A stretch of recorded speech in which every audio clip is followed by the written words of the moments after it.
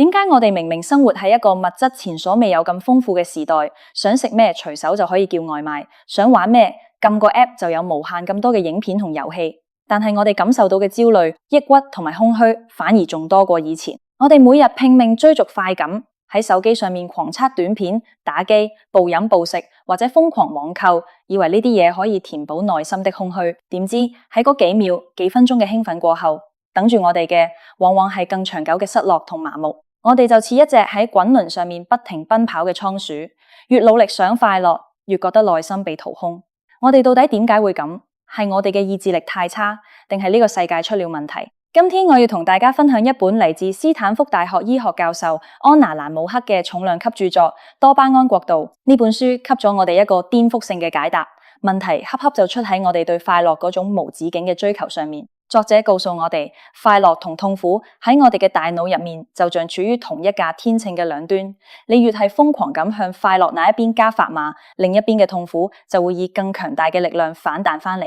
呢個唔係咩人生哲學，而是寫喺我哋基因入面，由一種叫多巴胺嘅神經傳導物質所主宰嘅科學真相。接落嚟，我哋會一起深入拆解呢本書，睇清楚我哋係點樣一步一步陷入呢個精心設計嘅多巴胺陷阱。最重要嘅係，我哋到底要點樣先可以重掌自己嘅大腦，走回內心嘅平衡同平靜。我哋先嚟睇後現代人最大嘅困境：世界越來越富足，但我哋嘅內心就越來越荒蕪。呢本書《多巴胺國度》就為我哋提供咗一把精密嘅解剖刀，佢要剖開嘅正正就係我哋自己同我哋嘅大腦。解剖嘅第一刀要先切開我哋對成癮呢兩個字嘅誤解。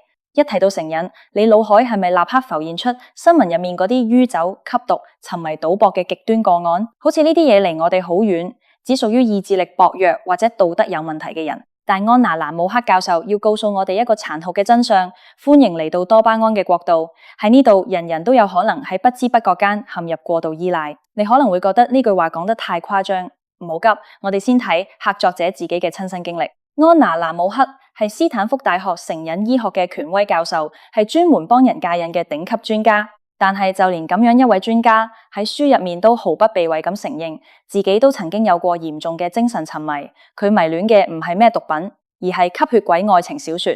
事情由一本紅遍全球嘅《暮光之城》開始。人到中年的佢，原本只想借小說逃避客日常龐大嘅工作壓力，呢樣嘢本身冇問題。但睇完之後，佢一頭栽入咗所有後得到嘅同類型小說入面，狼人、仙女、女巫、時間旅行者，佢就像一個飢餓嘅獵人，瘋狂搜尋下一個可以令佢沉浸嘅故事。很快，一般嘅愛情故事已經滿足唔到佢。佢開始喺情節更刺激、描寫更大膽嘅通俗情愛小說，而最可怕嘅轉捩點係科技嘅出現。當佢朋友推薦佢買咗一部電子閱讀器之後，事情徹底失控。佢再唔使去圖書館，亦唔使喺家人面前將書藏喺醫學雜誌後面，現在只需要動動手指，無數小說就可以隨時隨地下載。為了看書，佢唔煮飯、唔寫論文，甚至犧牲睡眠，連丈夫同子女都顧唔上。佢甚至承認，有一次竟然將電子閱讀器帶去診所，喺幫病人治療嘅空檔偷偷地睇。佢對書嘅品質要求越來越低，只關心可唔可以盡快帶俾佢即時嘅精神安慰。直到有一天凌晨2點，當佢捧住電子閱讀器睇到一本情節老套嘅小說嗰陣，佢才突然驚醒：我一個斯坦福嘅教授喺凌晨2點沉迷呢啲內容，我的人生到底出了咩問題？如果話作者嘅故事係精神上嘅沉迷，咁下面呢個故事就發生喺我哋每一個人都可以理解嘅場景——網上購物。作者有個病人叫阿奇，佢沉迷喺網上搜尋同購買商品。對佢嚟講，最興奮嘅時刻唔係擁有咗某樣嘢，而是由決定購買、落單付款到等快遞送上門嘅整個過程。佢嘅快感喺拆開包裹嗰一瞬間去到頂點，然後就像泡沫一樣瞬間消失。佢嘅房間入面堆滿咗平價商品，自己亦欠下幾萬美元嘅債。就算是咁，佢都停唔落嚟。為了可以持續不斷咁獲得拆快遞嘅興奮感，佢不得不開始訂越來越便宜嘅嘢，磁扣、杯仔、太陽眼鏡，甚至喺收到貨之後馬上退貨，只是為咗可以重複落單、收貨、拆包呢個循環。你睇，佢已經唔係為了商品而購物，佢購物只是為了購物本身帶嚟嘅那種短暫愉悅。阿奇嘅故事就像一面鏡，我哋係咪都曾經喺無數個深夜將一件又一件其實唔需要嘅嘢放進購物車，只是為了享受那一刻落單嘅滿足感？我哋手機入面嘅購物軟件、短片平台，係咪都成了悄悄操控我哋慾望嘅工具？所以問題嘅根源到底係咩？點解我哋無論係斯坦福教授、普通白領，定係熒幕前嘅你同我，都咁容易被短期快感牽住走？作者喺書入面給出了答案，因為我哋嘅大腦同我哋所處嘅現代世界發生了嚴重嘅進化錯配。我哋嘅大腦經過幾百萬年嘅進化，原本係為了適應一個物質匱乏、危機四伏嘅遠古世界。喺嗰個世界入面，任何可以帶嚟快樂嘅嘢，例如高熱量嘅食物，都代表住生存。所以大腦會用一種叫多巴胺嘅化學物質去瘋狂獎勵我哋，驅使我哋去係。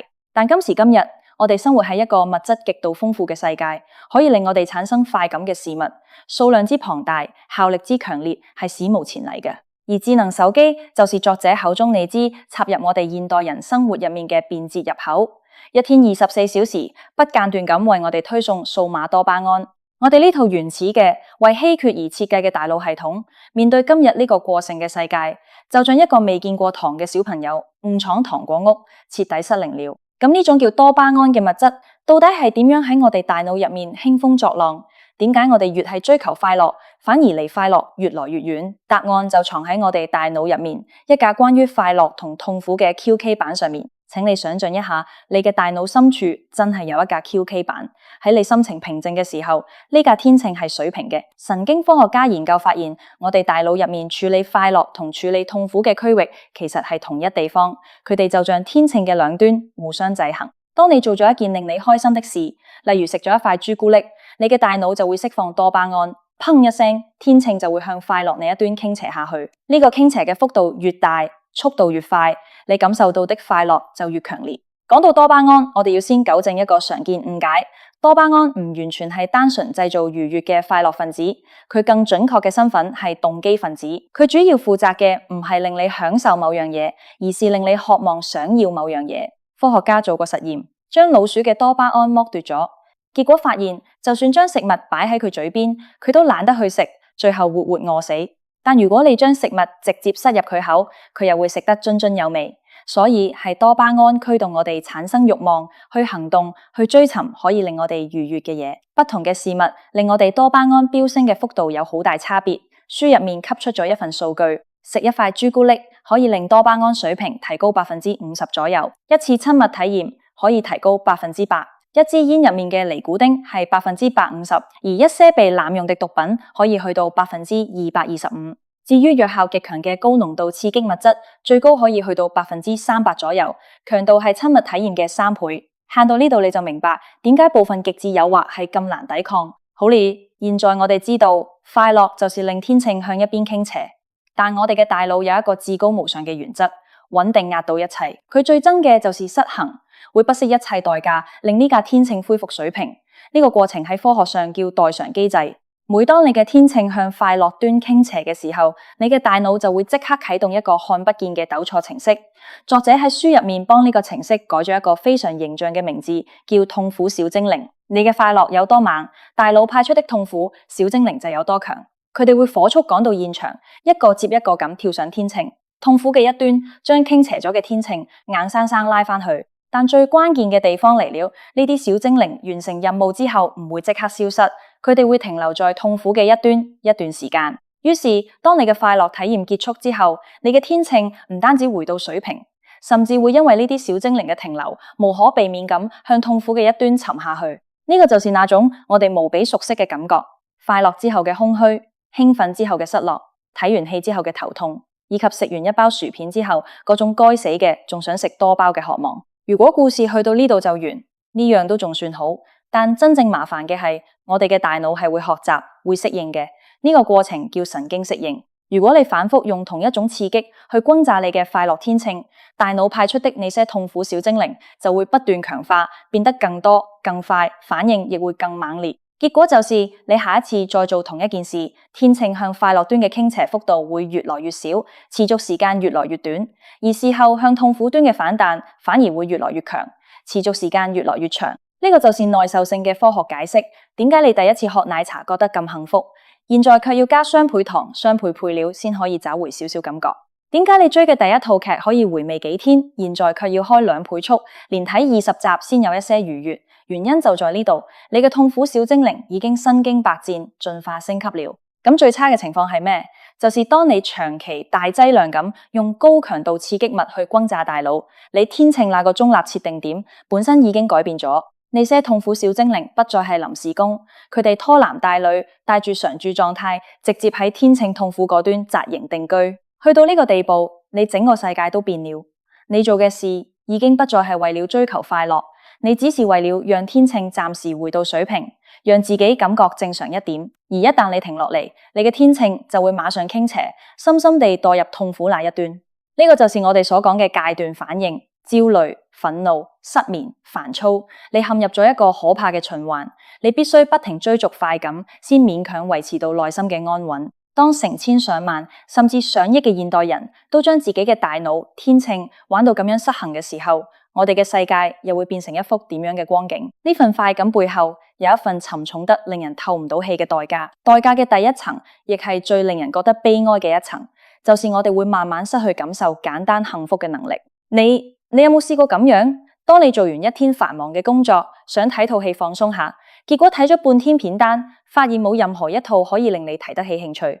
又或者你行入一間裝修精美嘅餐廳，食住昂貴嘅菜式，卻覺得淡而無味，仲不如樓下那碗熱辣辣嘅雲吞麵嚟得實在。曾經令你覺得無比快樂嘅興趣，現在變得索然無味。過去可以令你感動嘅音樂，現在只剩下一些空洞嘅音符。作者喺書入面提到一個例子，有位重度沉迷娛樂嘅病人，最後悲哀咁發現自己再也找唔回一本真心喜歡嘅書。佢大腦裏面感受閱讀快樂嘅區域，因為過度沉迷高強度刺激，已經變得遲鈍失靈。呢個就是我哋嘅大腦天秤徹底失衡之後嘅典型症狀。因為我哋將快樂那一端嘅感受門檻抬得太高了，慢慢失去了感知平淡美好嘅能力。再細微嘅幸福都很難觸動到我哋嘅內心。你可能會覺得呢啲只不過係個人感受，但如果我同你講，呢個已經變成一種全球性嘅普遍現象。呢本書引用了大量數據，世界幸福報告對150多個國家進行了排名，結果顯示由2008年到2018年呢10年期間，美國居民嘅幸福感唔單止冇提升，反而下跌啦。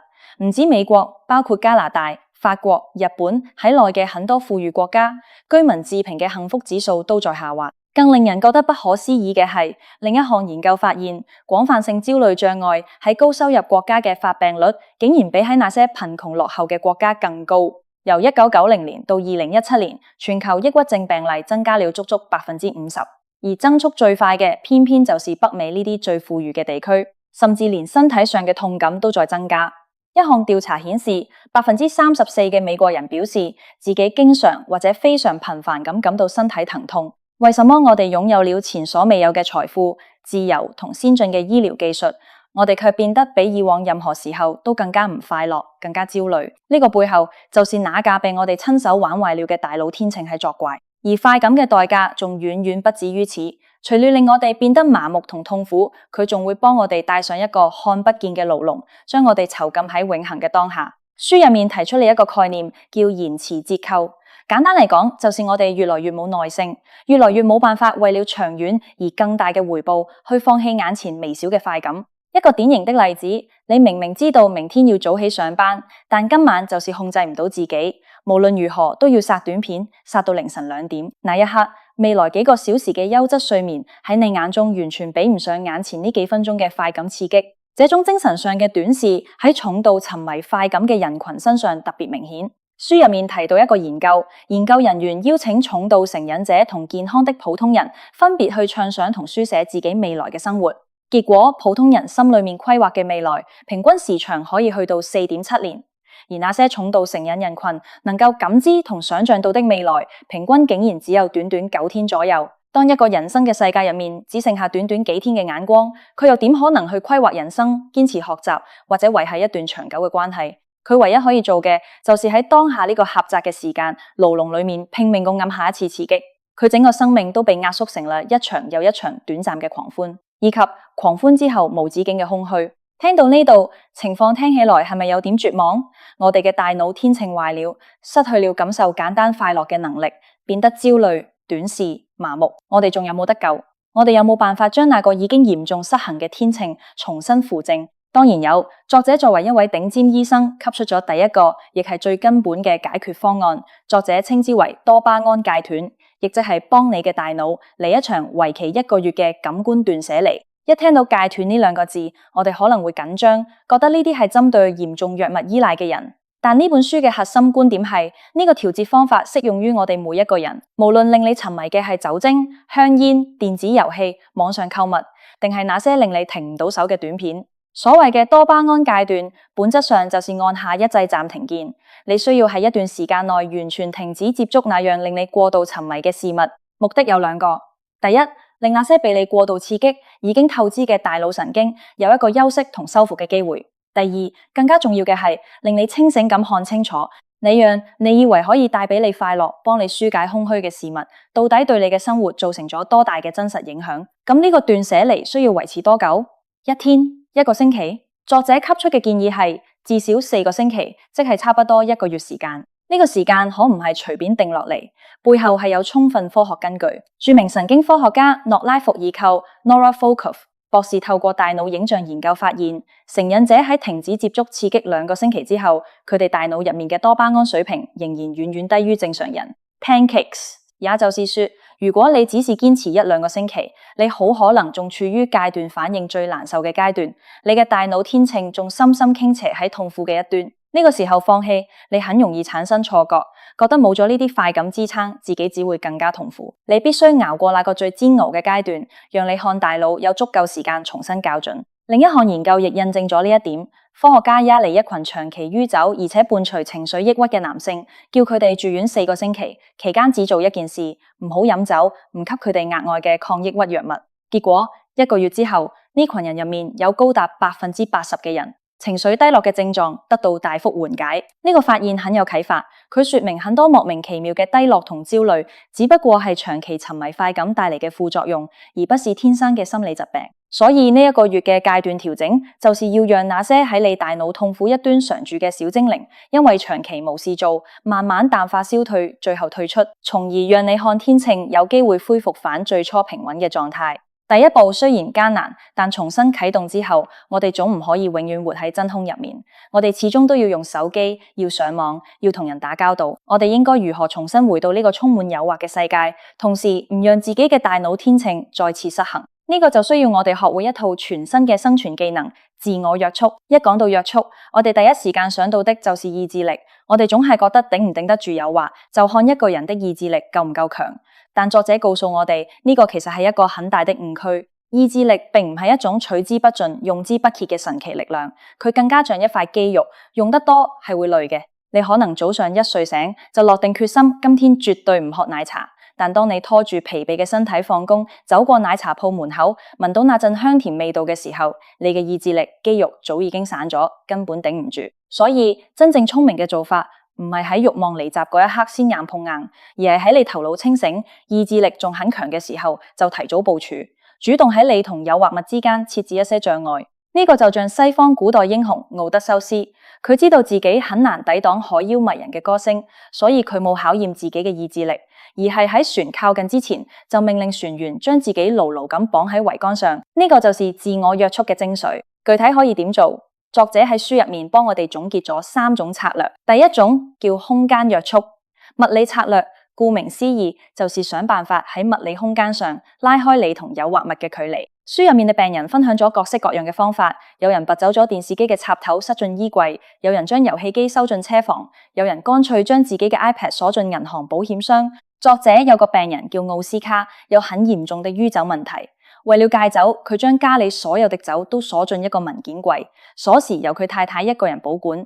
呢個方法竟然令佢成功戒酒了好幾年。雖然呢種方法唔係萬無一失，有一次佢太太出差，奧斯卡心癢難耐，找嚟工具箱撬鎖轉動，最後發現打唔開，佢竟然找嚟一條長長嘅膠飲管，由櫃門半寸闊嘅罅隙伸進去，硬係將一支昂貴嘅葡萄酒吸到一滴不剩。呢個故事告訴我哋，物理約束雖然有可能被破解，但佢至少幫我哋創造咗一個寶貴嘅時間窗口，令你有機會喺那折騰嘅過程入面冷靜落嚟，意識到自己嘅行為有多失控。第二種叫時間策略。